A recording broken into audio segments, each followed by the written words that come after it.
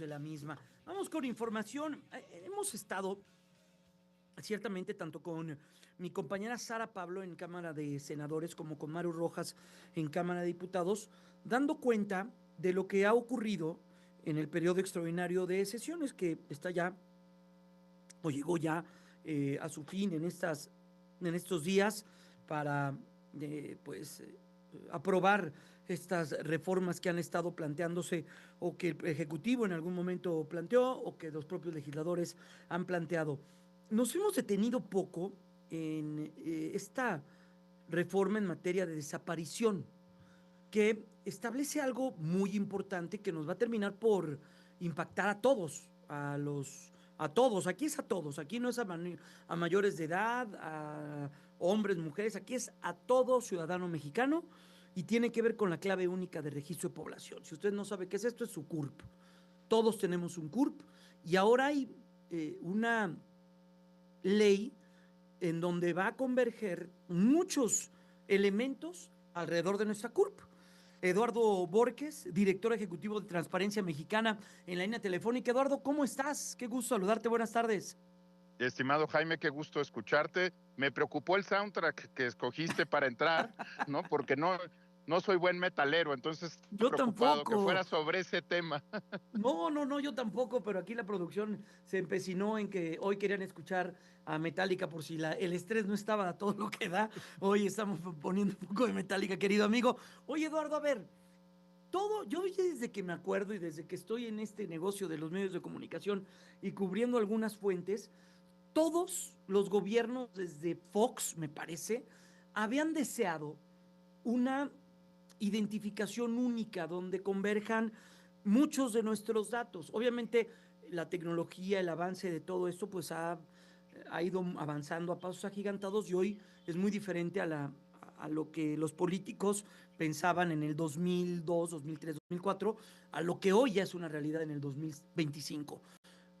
Los datos biométricos y todo ello, pero todo el mundo en cuestión política decía, México requiere una identificación única más allá del INE, porque el INE es solamente para mayores de edad. A ver, ¿qué nos hablas y qué nos dices de esto que se aprobó y que va a terminar impactando todo y que tiene el espíritu, sobre todo, en temas que tienen que ver con desaparición y una situación muy adversa que vive el país?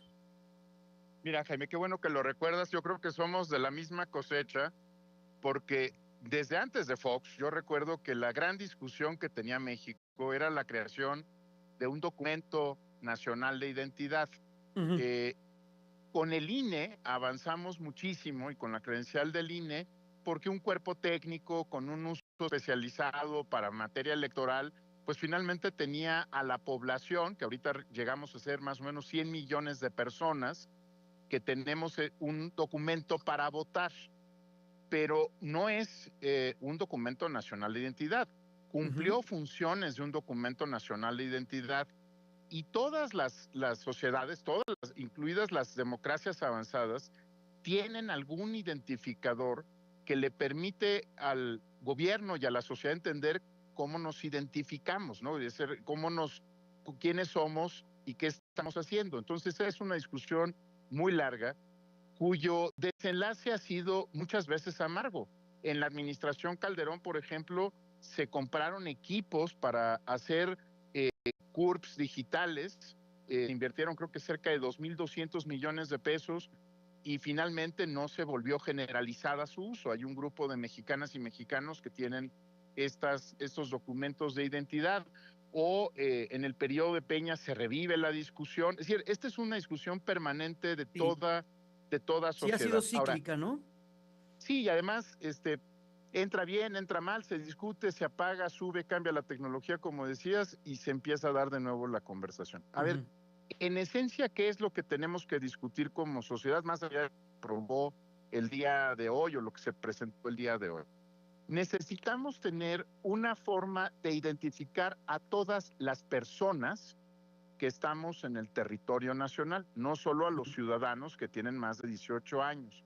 E Exacto. incluso si hubiera personas que ingresan al territorio nacional y que están en el proceso, por ejemplo, de convertirse en ciudadanos mexicanos porque quieren adoptar nuestra nacionalidad, tienen que tener un documento de identidad.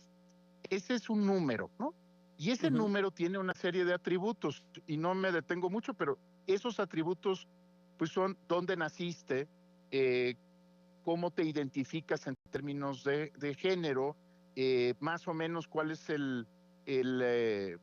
pues el número de la entidad federativa, si naciste aquí o si eres mexicano, pero no naciste en la Ciudad de México o en alguna de las entidades del país. Y tiene otros atributos que permiten contrastar que tú eres tú. Por ejemplo, cuando se habla de los biométricos, ¿no? La huella dactilar, que es la que estamos más acostumbrados porque es histórica, la lectura de iris y otras pues señas personales que permiten cruzar ese número con una persona. ¿Qué hemos encontrado todos como sociedad? Esto no es un tema de gobierno, que muchas personas, por razones diferentes, habilitaron, por ejemplo, más de una CURP, ¿no? Porque perdieron una, porque querían sacar otra, porque sus documentos no estaban en orden.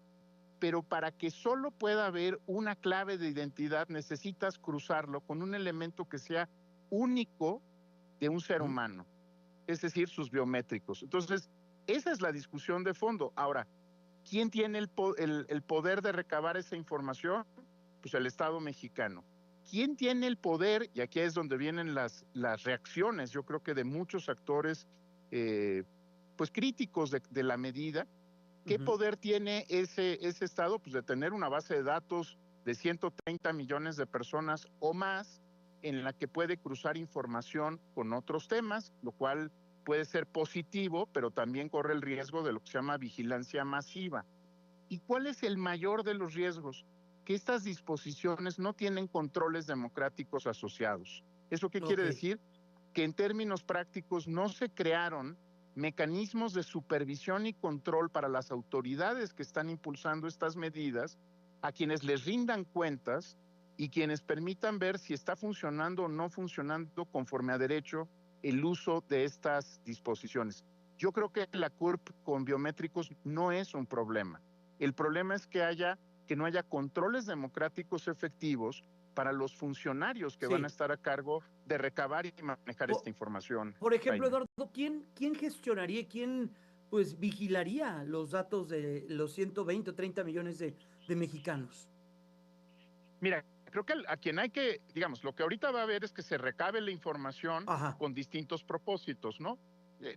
Normalmente eficiencia gubernamental, eso es lo primero que se resuelve, ¿no? Que no tengas que tener 4 credenciales, ¿no? La del IMSS, la del INE, sí, es decir, sino que puedas ir integrando todo en una sola base de datos nacional.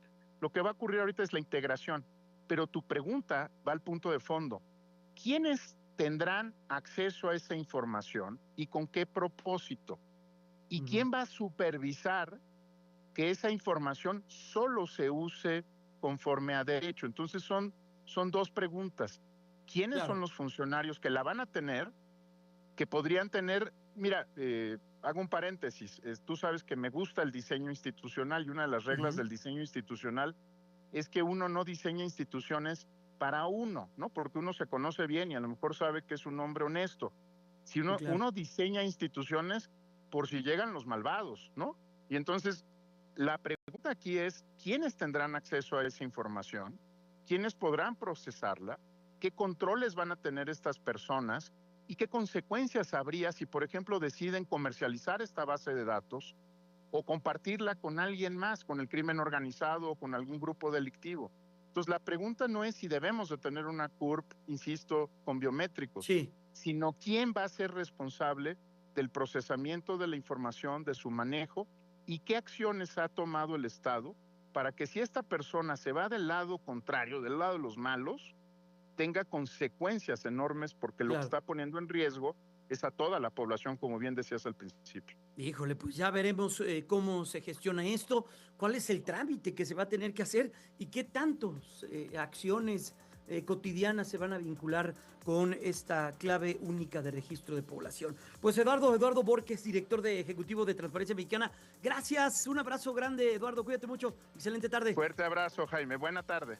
Gracias, vamos a la pausa, son ya las 5:35, regreso. En Banorte llevamos...